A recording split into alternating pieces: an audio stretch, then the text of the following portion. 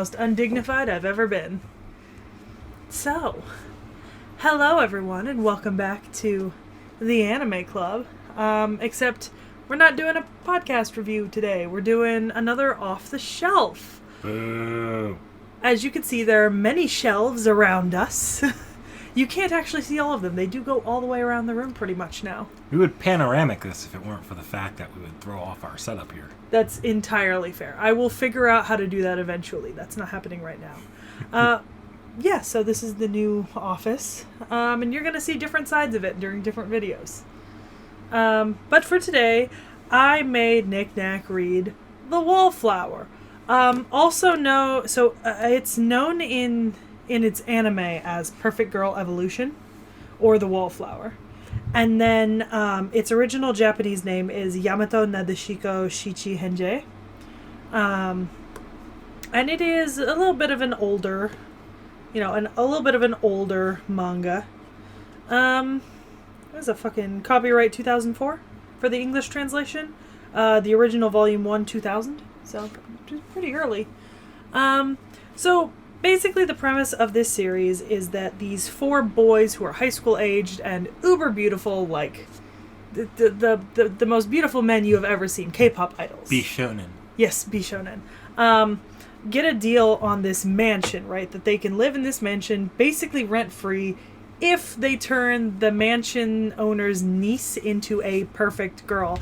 And that's actually where they get the title, the whole Yamato Nadeshiko, because that's actually, as far as I'm aware from looking it up, that is actually like a Japanese concept for a beautiful woman. It's kind of like the description of the things that make like a woman like beautiful and desirable or something. And there's like lists of attributes, and it's a little bit sexist and a little bit weird, but it's a cultural thing. So that's kind of what this book is based on. And the main character is, here she is. Her name's Sunako Nakahara, and she basically had her heart broken in middle school, like really, really badly. Somebody called her like super, super ugly, and she was like, okay, I'm gonna love only dark things from now on out, like bodies and inside of a human body and horror and all these things. And she just decided not to take care of herself. So she has like, her hair's not in great condition, she's got pimples all over, like her skin's not great because she's not like moisturizing and like putting makeup on and like dressing to look her best. So in a lot of ways it's a little bit superficial, because it's all about the fact that she, like me, basically does not care about our like skin's condition or wearing makeup or anything, which is not one of, it's not one of those like I'm not like other girls thing. I'm just lazy. I want to clarify that. I don't wear makeup not because I'm not like other girls, but I am just fucking lazy. Nick Nack knows this well. I am the laziest. So basically that's what the hijinks ensue. Basically they keep trying to make her into like a perfect girl to show her aunt to get their free rent, and she basically rejects them at all corners, and in fact has horrific nosebleeds from being around perfect beings. That's what she calls them. Beings of light. Yeah, beings of light. Like really attractive people are beings of light, and they make her have really, really bad nosebleeds and pass out.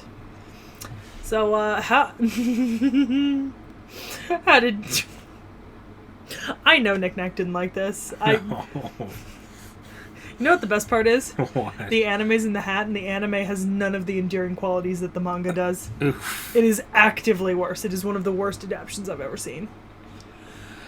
I'd like to say I saw those endearing qualities, but even here, I was either bored or I thought, man, this is kind of mean-spirited, ain't it? It is a little mean-spirited, and they do tackle that at a few later points in the manga and story. I mean, spoilers, because I've read the whole thing.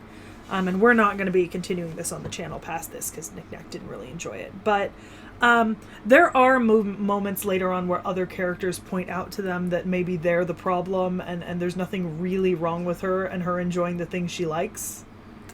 I can see that, but I'm not necessarily even talking about the guy, because the guys, they're very clearly being portrayed as being like, this is kind of unnecessary. Mm-hmm. But the way she's portrayed at times feels mean-spirited towards that sort of... A horror fanatic who doesn't like to leave their house? Yeah. Like, not just any one quality, obviously, but like... Yeah, I mean, she's basically, what they're portraying is a shut-in who's obsessed with, like, dark, gory, and gruesome things. Yeah. And doesn't take care of themselves. And yeah, it's not a great portrayal of people like that, because, like, for example, I stay at home nearly all the time, and I live in my cave, and I still don't, you know, I wouldn't like to be treated like that. I think the part where it gets a little bit weird for me isn't necessarily... It's not necessarily everyone else's reactions to her. It's her own reactions to everyone else that's like, okay. She has really over-the-top reactions. Like they are completely strange. Ooh, people of light. Oh. And at one point, she actively tries to kill somebody. Yeah, so that's a running theme. She does try to kill them several times. I personally think it's endearing and funny. The problem, for me at least, is a lot of the qualities they're giving her, they're trying to give her, I could tell, to be relatable to a certain audience. Yeah. I mean, and here's then it turns around and feels like it directly, like, also says that audience is... I don't know. Something's just weirding me out. Also, much like the main character in Kimi ni Todoke, which I'm also going to have you read, her name, Sunako, is a direct reference to Sadako. Or Sadako. Yeah. Right. And the same thing as the girl in the other show. So they portray her as this, right? And you can kind of tell that, like, you know, like, I dress like that most of the time. Just, like, long hair down, oversized sweater, skirt, like, socks. Like, it's not... You know, I have stains on my at-home clothes. So it's not actually... Like, they're talking about her like, oh my god, and... You know, she talks about them like, oh my god, they're so, you know, perfect and sparkly. It makes me sick, and it bothers me, and it's all like a massive, like, oh god, the drama level in this series is insane. And I think if I read this now, right, like you are, I don't think that I would have as much of a nostalgic love for it as I do, but I do remember that I read this back on Manga Fox in like 2011 when I was first getting into reading manga, right? Like this was one of the first series I read because it was so long and it was completed, and they had it all on Manga Fox, like the old Manga Fox, like before the website got like taken down and changed like 7 times. I went back on there recently. It's weird. I miss my old Manga Fox account. But yeah, I have like fond memories of reading it then, and I remember being really, really disappointed by the anime, which is in the hat, so we will be eventually watching it at some point. The anime is also one of those things like Fruits Basket where they only made 1 season and it's not great. Yeah. Well, the Fruits Basket anime was good. They just stopped at a certain point because, you know, book release and canon and all that shit.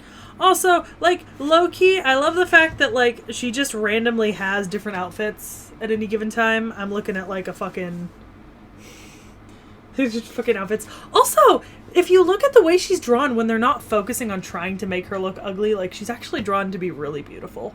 And that's kind of the point with the whole thing, because, like, a lot of the messaging in the bottom is in the end of the book is that just, like, if she just, like, took care of herself, like, to the basic extent and cared about whatever others thought, she would actually be, like, a very attractive girl, but she doesn't, and that's what makes her unattractive, which I think is kind of bullshit, because the fact, like, basing someone's attractiveness off of whether or not they want to look aesthetically attractive to other people is kind of bullshit. I mean, I know that's how society works, like, you know, your outward appearance is how people first make their impressions, but... Yeah, I think... Yeah.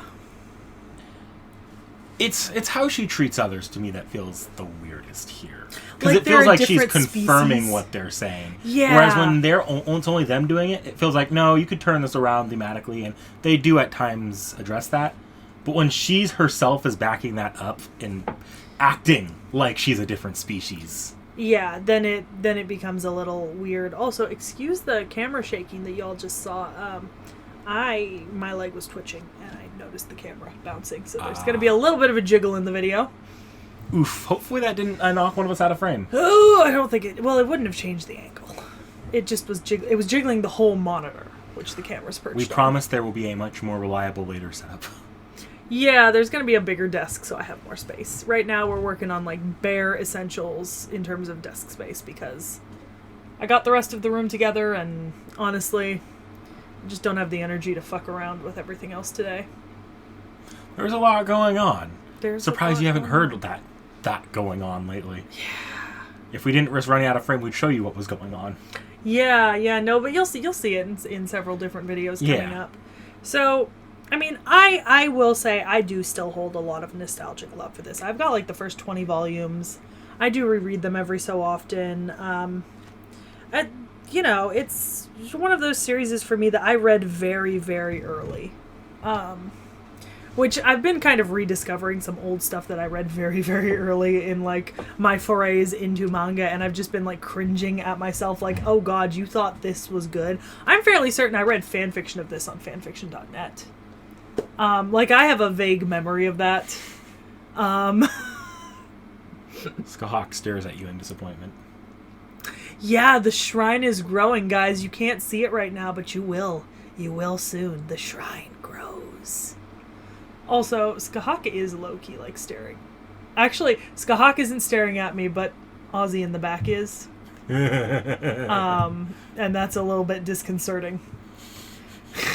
I'm making eye contact with the fucking Ozzy figure. Ooh. Yeah.